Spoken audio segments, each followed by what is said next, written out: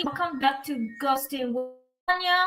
I'm your host, Anya Smith, author of Anya's Ghost Stories, Volume 1 and Volume 2, The Return of the Dead.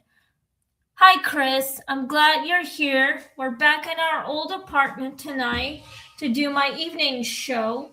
So, we are no longer in this apartment, okay? But we still have 1 month left of the rent. So July is completely going to be gone.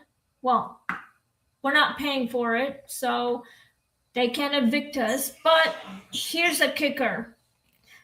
Sarah, the manager of Oak Creek Apartments, is a very terrible person. I'm just letting you guys know what she does.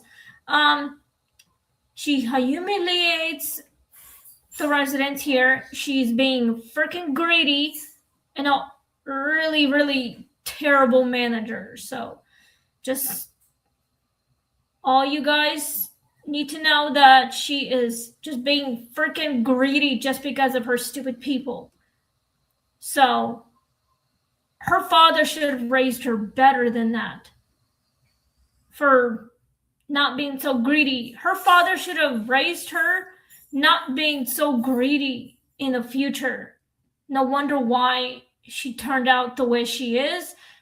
Just being a stupid person of all time for just greedy about everything and getting away with everything.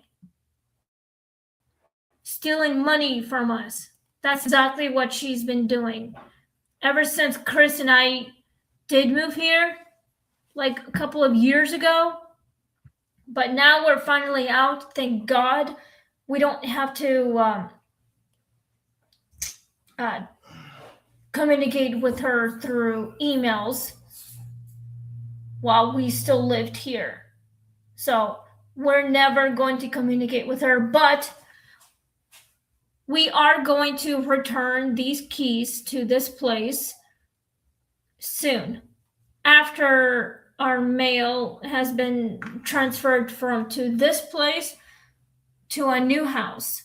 Because we went to the post office this afternoon and got our address changed. We did that on Amazon. I did that with Baker's. So it's all good. And now I'm here at the at my show. So I hope you guys are, ready for the new story, because I'm ready. There's a new story that is called The Boy on the Church Steps. This is something to do with the spirit of a child. May have passed away, maybe on the church grounds, or maybe inside. We don't know. Let's just find out. So we don't know who this child is, but let's just find out as soon as possible. Anyway, also, I learned how to make slippers. So I'm making my other pair of slippers, and this time in different colors. So tomorrow, I will be doing my podcast from our new house. And I'm actually happy about it. So I get to stay home, and I get to witness the Wi-Fi people set up our internet, our Wi-Fi been set up, so that way in the evening I can do my show. So anyway, let's get started on the story. Thanks guys for subscribing to my channel, and thanks for watching. So let's get started on the show. So sit back, relax. Please click like, share, and subscribe, and let's get to the story. Season 5, episode 146. The Boy on the Church Steps. Miles saw the boy while locking up St. Agnes after Wednesday evening choir rehearsal. The church sat on a rise above town. Its stone steps brought a worn at the center from generations of shoes. Miles had been sexton there for 13 years, which meant he knew every draft, every reluctant hinge, and every harmless creak in the building. He was not a man given to superstition. He respected sacred spaces too much to decorate them with nonsense. So when he noticed a child sitting halfway up the church steps after dark, hatless in the November cold, his first reaction was simple concern. The boy wore suspenders, short trousers, and shoes polished in a style no child in town had worn for decades. He sat with his hands folded and looked toward the road as if waiting for a cart or a carriage rather than cars. When Miles called out, the boy did not answer. But the time Miles crossed the threshold, the steps were empty. Something tells me there's a little child that doesn't know that he died. I'm guessing it's from like many years in the past. Perhaps this child might be from a different timeline, like different era.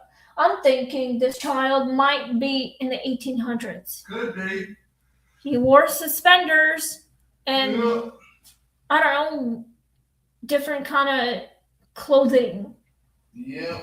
like very neatly clothing or something. But this child has no idea that he died. We don't know what year this child had passed on, but we'll figure it out and we'll find out while I'm reading the story. So bear with me, guys.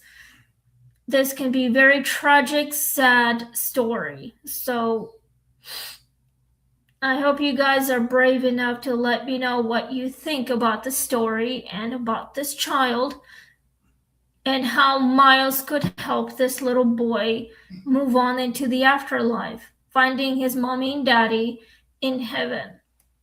So let's continue on the story. The next time Miles saw him, Father Brannan saw him too. It was after a Sunday evening service, the congregation long gone, when Brannan paused in the vestibule and frowned through the glass doors. Whose child is that? He asked. Together they looked out at the same figure seated on the steps, this time with one elbow propped on one knee and his chin in his hand, like a boy tired of being told to wait. Brannan opened the door immediately, but the night beyond contained no one. On the second step lay a small brass button, cold as ice. Neither man claimed it, and neither could explain why. Both instinctively looked up toward the bell tower. At exactly the same moment, the tower door above the narthex, unused except for maintenance, stood slightly ajar. Though Miles knew he had locked it that afternoon, that was the night the idea of a hunting entered the church, not a gossip, but as practical concern. something tells me this little boy is haunting the place where he died, where he doesn't know that he died. He thinks he's waiting for the carriage, or he's waiting for his mommy and daddy. He thinks his parents are still alive, but we both know that they're not. We both know that he has been dead for God knows how long. 200 years? That's what I'm thinking. Sometime in 1800s, maybe more than 200 years or less than 100 years. I'm thinking maybe 196 years. That's like almost 200 years in the past. That's because they didn't have cars back then. Sometime in the 1800s, like in 1800s, they only had the carriage rides. Like early 1800s maybe, but there were no cars, and they only had horses with the carriage rides attached to the horses' manes, or like they had little brass holsters or whatever they had. But still, that's how horses can like literally carry the carriages or like hold them on or something like that. But this is so freaky. There are no cars in the 1800s.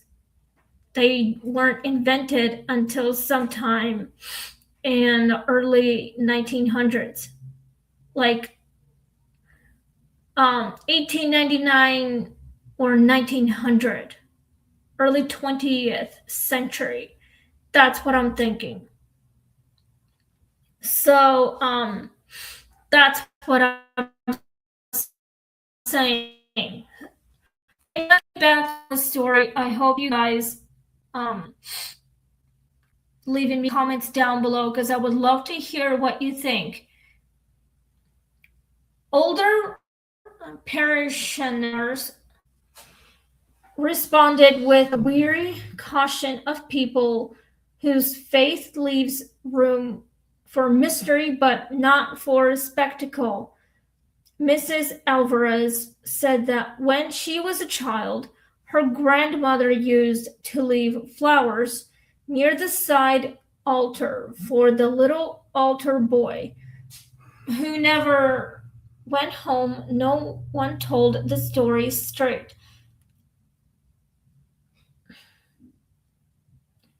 It had dissolved into fragments over decades. Some said a boy serving at church in the 1920s had fallen ill during winter and died before Christmas Mass.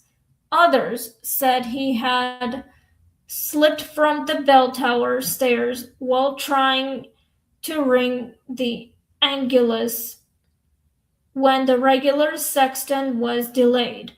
A third version claimed he simply waited on the steps for a father who never came, long after the church doors had closed. Father Brennan disliked half-remembered stories and sent Miles to the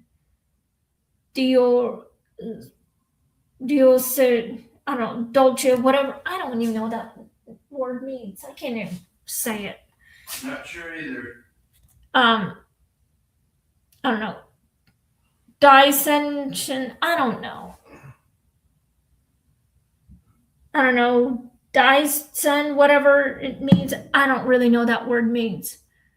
Let me know if you know what this word means, because I don't know how to pronounce it very well. So, archive in town to find facts. Miles returned with an old parish bulletin mentioning a boy named Thomas Riley, age 11, beloved for his service and lost in a tragic tower accident on a storm dark afternoon. This is so freaky and sad. Apparently, this child somehow maybe died 100 years ago from falling off the bell tower, or the illness took him in the wintertime before Christmas. What do you guys think? Do you guys think Thomas died from a bell tower, or the sickness took his life before Christmas morning? What do you all people think? What do you think? I think it overtook him. The illness? Yes. We'll find out when we do questions. Perfect. I think this child somehow fell from the bell tower and lost his life Cool. while ringing the church bell. Yep. So we'll find out. Let's continue on the story. After learning the name, the sightings changed. The boy no longer appeared only on the steps. Several choir members heard light footsteps overhead when no one was in the loft. A sacristy candle left unlit was found burning once near the altar rail. The old brass button matched those on a set of altar garments preserved in a drawer no one had opened in years. Most unsettling to Miles was the bell. On 3 separate evenings, one clear toll sounded from the tower, even though the rope had long since been removed from regular use and the access stairs were kept locked. The toll was never loud or frantic. It was precise, the single measured strike of a bell rung by someone who knows exactly what time means. Father Brendan began staying later after services, not because he was eager for a miracle, but because he had the sense that someone in the building was trying to complete a duty. This is so creepy. I mean, if I were Father Brendan, the Reverend, I would literally investigate the entire church, send someone home and try to investigate while, I don't know, locking up the church or whatever, or just talking to people and see if they had any ideas what was going on when the choir was over, something like that. I don't know if anyone knew all about this. This could be related to 100 years ago, in 1920s perhaps. I wasn't there back in 1920s. I wasn't even born yet, so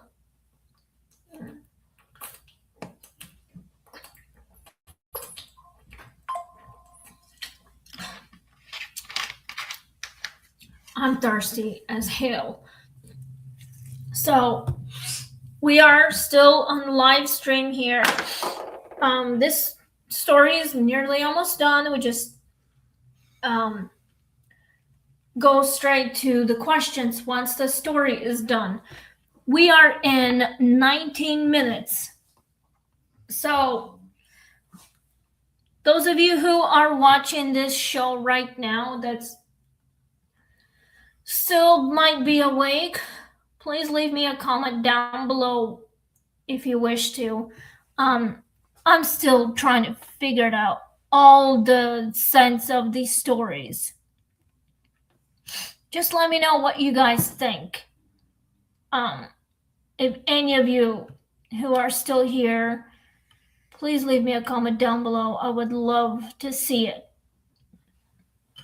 All right, so let's continue on the story because tonight is our last night being here as me doing my podcast. Because tomorrow night I'll be doing my podcast from home. Hopefully, I'll have enough access to StreamYard. I'll have to talk to my friend and see what's going on, why the StreamYard might be closed to Facebook account, because I don't really care for Facebook. The reason why I stopped going there, because there was a lot of bad people who can hack into your profiles and trying to target you for some horrible thing. That is the reason why I decided to get rid of my Facebook. I decided to get locked out.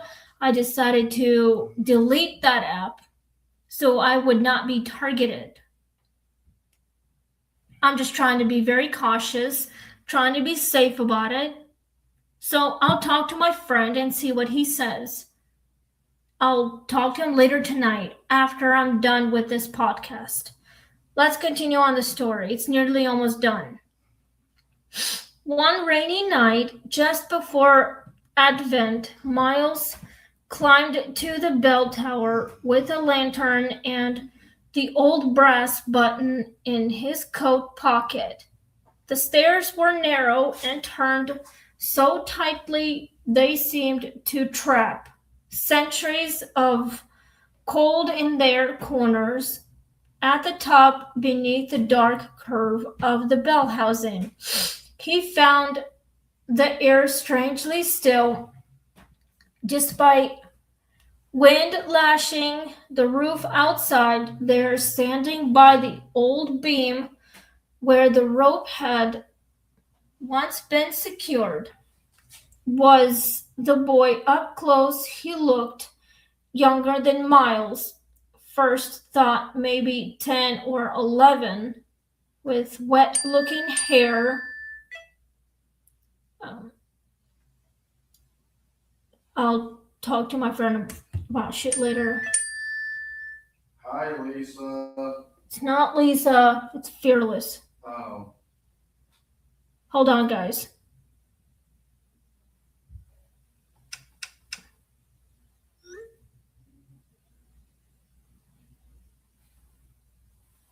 Okay, so here, all right.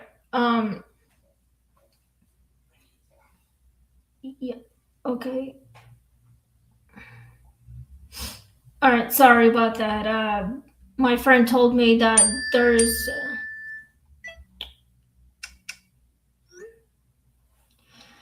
Okay, I'll try get the story done. I'm not trying to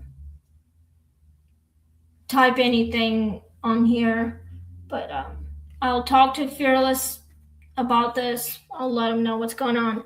Okay, so yeah,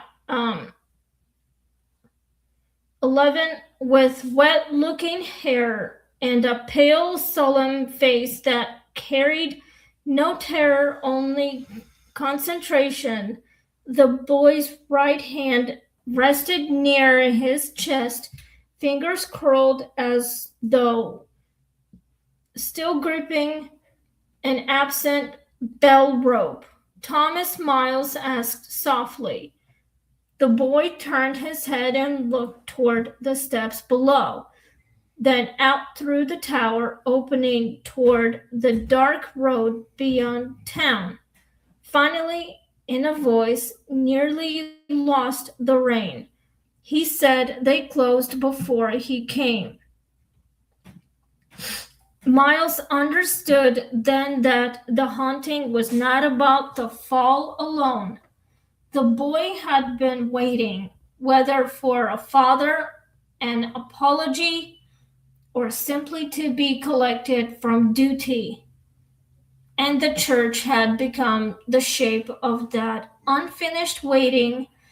The next Sunday, Father Brennan did something unusual before the final hymn. He told the congregation the story of Thomas Riley.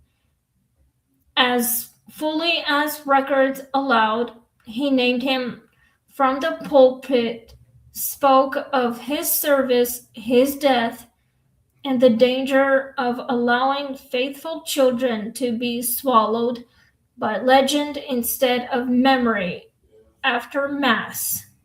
The parish placed a small framed photograph and a brass button near the side altar with a candle beneath. Children were invited to ring the handbell once before leaving for Thomas, so he knows he is not closing alone. People smiled uncertainly at the gesture, but they did. But they did it. After that, the boy was still seen from time to time, but only in gentler ways. A shape in the loft during rehearsal, small shoes dampening the dust by the tower stairs. Once on Christmas Eve, Miles stepped outside after midnight mass and found the stone steps empty except for a narrow line of fresh footprints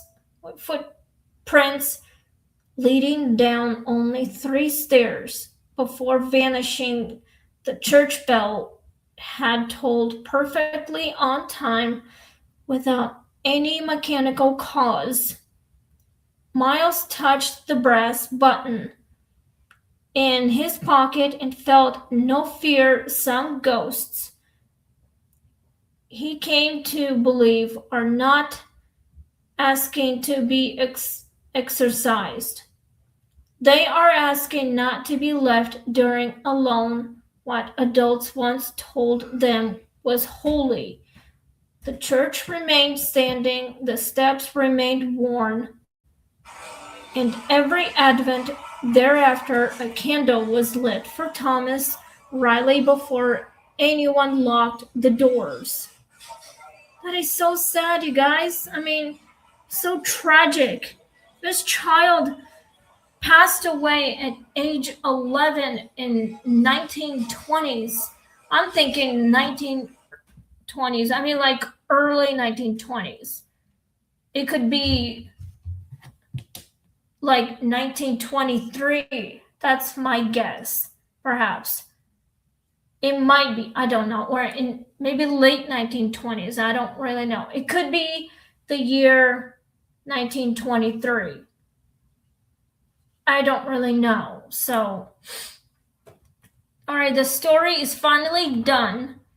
And let's go with the questions because I know you have a lot of questions to ask because we've got 10 questions now and we're almost done here.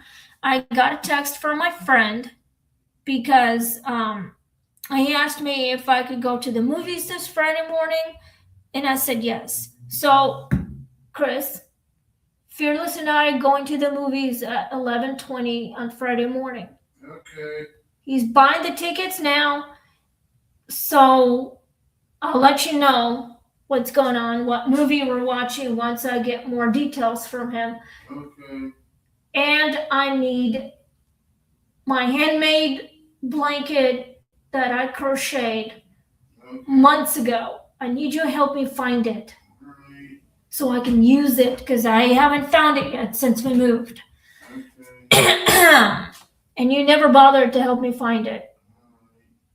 I mean it. So anyway, let's get started on the questions. I hope you guys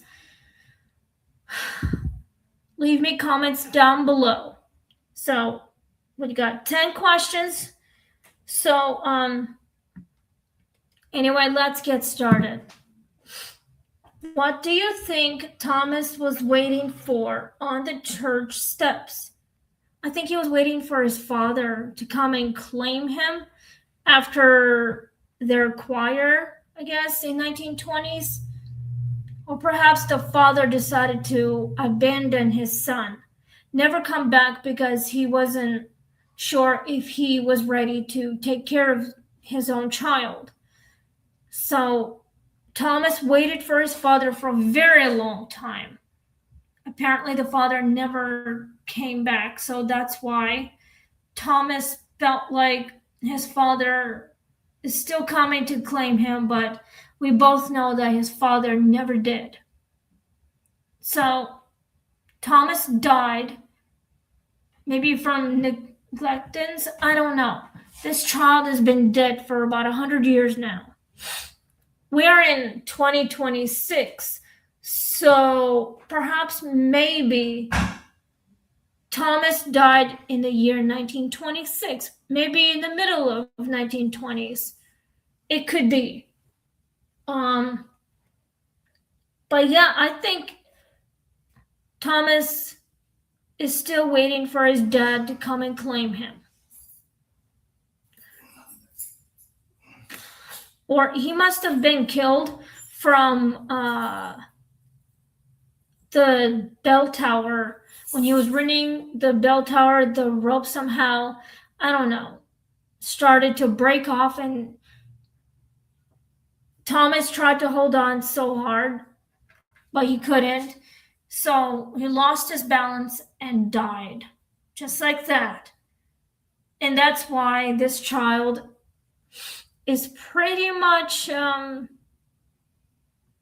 haunting the church. No wonder why. But it's so sad. But there's another version of it, that Thomas died from some kind of illness. But we don't know what kind of illness that Thomas had.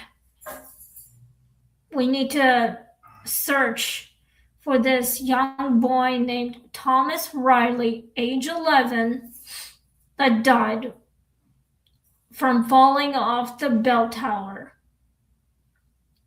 Let's go to number 2. Would you have climbed the bell tower alone? No, I wouldn't. I would never do that. If I did, I would be literally scared to death to look down and see what's going on. I would be so frightened. I would almost lose my balance and fall and hurt myself just like that. But my answer is gonna be a no. Chris, would you ever go to a bell tower alone? Sure. No, I mean seriously. Why not? I probably would. Yeah, but if you look down, would you be afraid to go back down? A little bit. Wait, would you try to hold on to the rails Yes. so hard and then somehow you lose your balance and kill yourself like that? Probably. Yeah, you shouldn't do that by yourself. You should not go to the bell tower alone. Alright. But you never know. It might be a lot higher, and then you look down, you're like, oh my God, I shouldn't have done this. Why didn't I listen to my family? Mm-hmm. This is why. All right, let's go to number 3. Why do named ghosts feel more real than unnamed ones? Because there are actual spirits with names from the past. Like this one little kid named Thomas. He died from the bell tower fall. There was one little girl named Emily, I think. Somehow she died in a cabin, or there was another little girl. It was like a lot of kids with those names. I mean, I forget because there's so many that I could not name them all. But there's so many. And some spirits don't have their names because their parents never had a chance to give them names after they were born. No wonder why. But some spirits would do anything to live again. Even if they don't remember their own names, perhaps their memories are very foggy, and that's why they're so confused and don't know what's happening. Because they don't have any closure, they can't go back into the beginning and find out what really happened. This is why. What is sadder, the tower accident or the idea that the doors closed before he was collected? I think the tower. A lot sadder. I think the boy died from the bell tower accident. I mean, he was trying to hold on so hard. He was trying not to fall, but somehow the rope got loosed up and the child lost his balance, could not hold on any longer, and he literally fell down so hard, maybe on a cement, and lost his life. A lot of people are like that too, especially many years in the past, like a few hundred years. A lot of people die like that while working on a high tower, especially at the Sarah Winchester's house. Yeah. That person actually did die while working at the house, the Winchester Mystery House. Interesting. That actually happened 100 years in the past. Sarah Winchester died in 1920s. She lost her own baby, her husband died, and the victims of her husband also died. So she went crazy for no reason.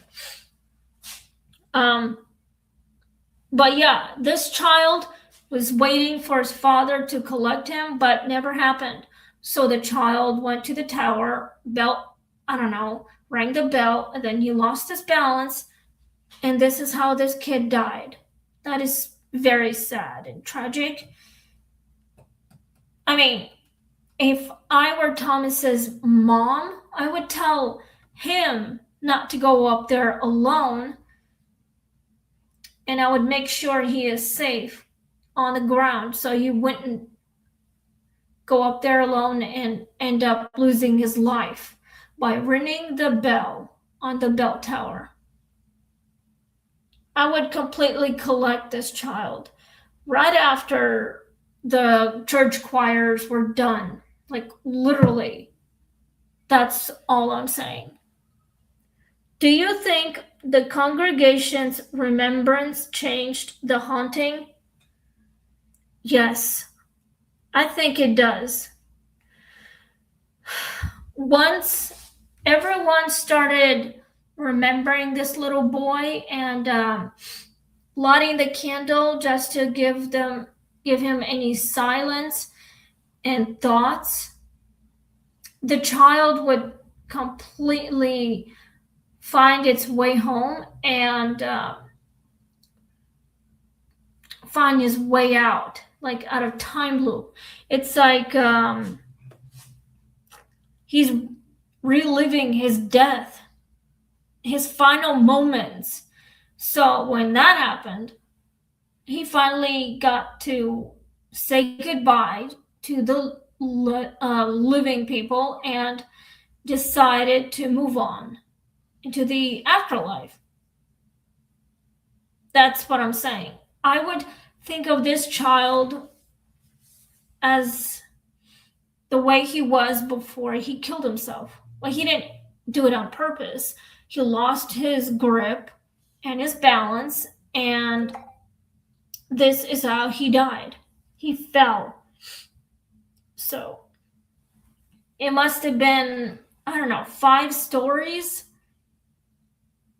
of this bell tower, which is like 5 flights of stairs. Anyway. But yeah. Okay, we have 5 questions, but so now we're on question number 6. Why do churches often hold quieter, more sorrowful ghost stories? The reason why they do that is because they light the candle and give the child's spirit some silence and remembrance. The thoughts, We think of these ghosts what they used to look like when they were alive. Imagine what they once were when they had their full life ahead of them. There's like bright white lights floating around these people who died. Um, they're like, I don't know, angels or something surrounding these dead people. It's like a white light is getting bigger, and the spirits finally get to go into that light and move on somehow, reunite with their friends and family, which is heaven. And that's is how we would remember them. You see white lights like orbs surrounding them, which means they're happy, they're okay. This is why the churches would remember everything that has happened. So, anyway, let's go to number 7. We're almost done here. We are in 41 minutes, which means we're almost done. Would you have rung the handbell for Thomas? I would, yes. I would complete that thing for him so he would not forget. Which means when you ring that handbell, which is like the tower bell, and then these ghosts get their lights. I mean, like there's a bright light would come around and spirits would smile at the living, and they walk through the light and they completely disappear, which means they found peace, and they walk through and they are okay. They're at rest no matter what. So this is why. I mean, I would definitely do the same thing for Thomas if I wanted to help him move on. I would honor him no matter what. Let's go to number 8. What detail unsettled you most? The brass button, the bell toll, or the footprints? I think it's probably the footprints. What do you think? Probably the footprints. Yeah. But do you think the bell toll would like also unsettle you? As in like if it started going up and down on its own? Yes. Which means like spirits are trying to get our attention no matter what. I probably would do the same shit. But yeah, I would probably think that it's the footprints, including the bell. So that's my answer. I hope you guys know what I'm talking about. If that makes any sense to you all. Let's go to number 9. We got 2 questions left before I sign off. Is remembrance a form of release? Yes, my friends, it is. I hope you guys know that if any of your friends and family became spirits, and would you want to remember them the way they once were when they were alive? I think it might be a good idea to remember them. Yes. I hope you guys have that same thing. So, to remember your friends and family is a good thing to remember them. It's the only way to help them move on, is to think of them, what they used to look like, what kind of light they have or did have when they were alive. So, spirits would get those memories if they go back into the beginning and find out what really happened. They could get all the pieces together and they would remember everything. So I would probably remember my friends and family. I would release their torment, find peace for them, and like help them move on somehow. Open up the spirit world and release them from something that kept them trapped forever. I would literally help them find the light. Just like on a show called Ghost Whisperer, where Melinda Gordon would help the spirits walk into the light. That's exactly what Melinda would do. Okay, so we are on the last question. If a spirit belonged to a place of faith, would that make it more comforting or more haunting? I actually think that it's actually comforting, not haunting.